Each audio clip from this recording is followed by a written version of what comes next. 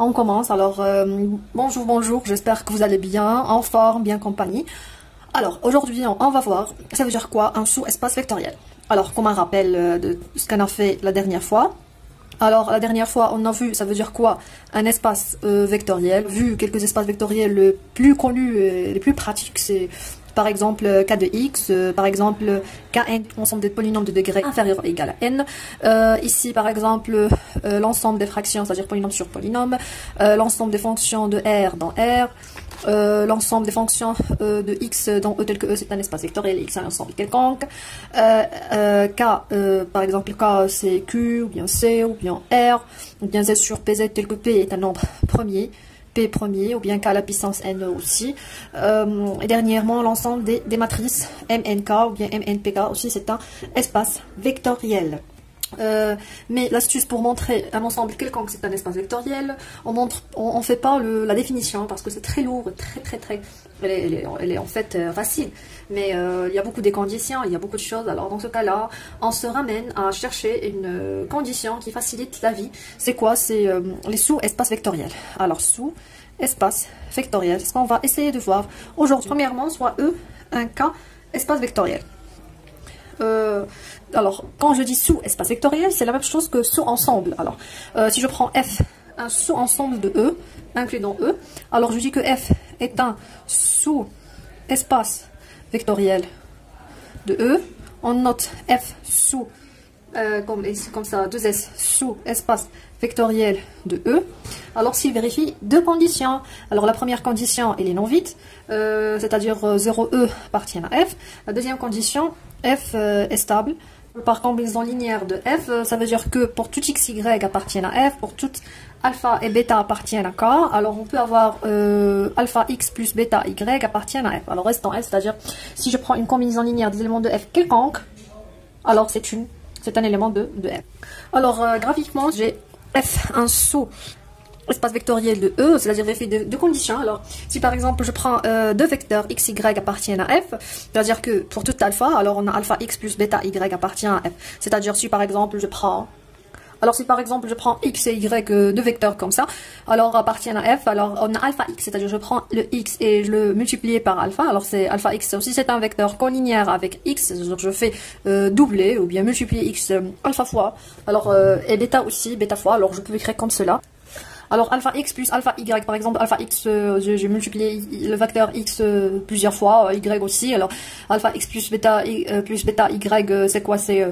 On complète un parallélogramme, alors ce sont les vecteurs qui dedans, alors par exemple tous ces vecteurs là, tout cet espace et cet espace et celui-là, alors tout ça dans un plan c'est le sous-espace vectoriel f engendré par x et y par exemple. Alors ça c'est un petit peu l'espace vectoriel, et toujours puisque 0 appartient à f, c'est-à-dire le vecteur nul elle est dedans, alors si je trace des droites dans un espace vectoriel, il doit passer par l'origine, c'est-à-dire par 0, parce que 0 c'est un élément de f. Alors un exemple, si je prends f, un ensemble d'x, y appartient à r carré, c'est-à-dire inclus dans r carré, on sait que r carré c'est un espace vectoriel. Alors tel que 2x moins 3y égale à 0, alors ça c'est une droite qui passe par l'origine, parce que en xy égale à 0, on va avoir 0, alors elle passe par 0. Alors est-ce que c'est un sous-espace vectoriel? Alors premièrement, on a f1 inclus dans R2, c'est facile, si je remplace par 0, 0, il est dedans, alors 0, 0 appartient à f1, alors je peux conclure que f1 est différent de vide. Deuxièmement, si je prends deux éléments de f, c'est-à-dire alors soit x, y et x', y', deux éléments de f1, alors alpha et bêta appartiennent à R, le scalaire. Alors on a alpha x, y plus bêta x', y', est-ce qu'il appartient à f1? C'est ça la question. Alors un petit calcul, c'est-à-dire est-ce qu'il vérifie ça, c'est-à-dire est-ce que 2x moins 3y. Alors premièrement, on doit savoir ça, quoi est égal. Alors ça c'est égal à quoi? Alors fais attention, alors ça c'est facile. Alors alpha x, y plus bêta x', y', c'est... On multiplie le premier alpha par xy et bêta par x', y'. Après on fait la somme des deux. Alors c'est alpha x plus bêta x', alpha y plus bêta y prime. Est-ce que ce vecteur-là vérifie cette proposition, sachant que x, y est vérifié? Alors on va voir, alors c'est 2 fois x, c'est-à-dire fois le premier, c'est-à-dire alpha x plus bêta x prime, moins 3 fois le deuxième, alpha y plus bêta y prime. Alors ça c'est égal à 2 alpha x plus 2 bêta x prime moins 3 alpha y moins 3 bêta y prime. Or xy il est dedans, alors on a 2 x moins 3 égale à 0, et puisque x prime y prime est dedans, alors on a 2 x prime moins 3 y prime égale à 0. Ici on a 2 x moins 3 y, 2 x moins 3 y. Alors on va factoriser par alpha facteur de x moins 3y plus bêta facteur de x prime moins 3y prime, ça égale à 0, ça égale à 0, alors ça égale à 0. Alors je peux conclure que c'est un élément de F1, alors c'est vrai, c'est un sous-espace vectoriel. Oui, c'est un sous-espace vectoriel. Très bien, maintenant on va passer à un autre espace. On va voir. Alors c'est l'ensemble x, y appartient à R carré, tel que x plus y moins 1 égale à 0. Alors la question, est-ce que c'est un sous-espace vectoriel? Alors est-ce que F2 c'est un sous-espace vectoriel de R2, bien sûr? Alors ici, je dois voir, première chose, est-ce qu'il contient l'élément neutre? C'est-à-dire, est-ce que 0, 0 appartient à F2? Alors je vais voir, si je remplace ici par 0, 0, je vais trouver moins 1 égale à 0. Alors, moins 1 est différent de 0, bien sûr. Alors c'est évident que 0, 0 n'appartient pas à F2. Alors, dans ce cas-là, on peut conclure, sans voir la stabilité par combinaison linéaire, alors on peut conclure, dès la première condition n'est pas vérifiée, on peut conclure que F2 n'est pas un sous-espace vectoriel de R2. Point. Très bien. Un autre exemple. Alors maintenant, on va prendre un autre exemple. Alors si je prends c'est l'espace Kn, c'est-à-dire l'espace des suites de K dans N. Si je prends F, l'ensemble des suites UN, N supérieur égal à 1, tel que pour tout N appartiennent à N, on a UN plus 2, c'est UN plus 1 plus UN. Alors, cet espace, c'est un espace vectoriel. On peut vérifier tout simplement que la suite nulle, c'est-à-dire 0, 0, 0, elle est dans F, parce que c'est 0 égale à 0. Et si je prends deux suites UN et VN, N supérieur égal à 1, N supérieur égal à 1 appartiennent à F, alors on va avoir alpha VN plus bêta UN appartiennent à F. Il suffit de vérifier cette propriété. On va avoir alpha tel qu'on a alpha UN plus 2 plus Vn plus bêta UN plus 2 égale, après les calculs, N plus 1 plus alpha V plus bêta U N. C'est un élément appartient à F, alors c'est évident. On va prendre quatrième exemple, toujours pour les suites. Alors je prends F, l'ensemble des suites constantes. L'ensemble des suites constantes. Alors cet espace est un sous-espace vectoriel. Pourquoi est un sous-espace vectoriel? Pour la simple raison, alors est-ce que 0, la fonction nulle, est une suite constante? Oui, c'est une suite constante. Si je prends par exemple deux suites constantes, est-ce que leur somme est une suite constante? Oui. Est-ce que si je multiplie une suite par un scalaire, est-ce que reste une suite constante? Oui. Alors c'est évident, c'est un sous-espace vectoriel. Maintenant, si je prends un autre exemple, je prends G, l'ensemble des suites croissantes. Croissante, c'est-à-dire n inférieur égal à 1 plus 1, 0. Est-ce que c'est une suite croissante? Elle est déjà constante. Si je prends par exemple deux suites croissantes, est-ce que leur somme reste croissante? Mais si par exemple je prends un, une suite croissante, et je multiplie par un scalaire, est-ce que reste croissante? Si je prends par exemple le scalaire égal à moins 1, c'est-à-dire moins un, est-ce que reste croissante? Évidemment non, c'est décroissante. Alors il n'appartient pas à G. Alors on peut conclure que c'est pas un sous-espace vectoriel. Parce que pour alpha égale à moins 1, c'est pas vérifié. Si je multiplie par un scalaire. Très bien. Un autre exemple. Alors si je prends par exemple H, l'ensemble des suites monotones. C'est-à-dire soit croissantes, soit décroissantes. Alors est-ce que c'est un sous-espace vectoriel? Alors bien sûr que non.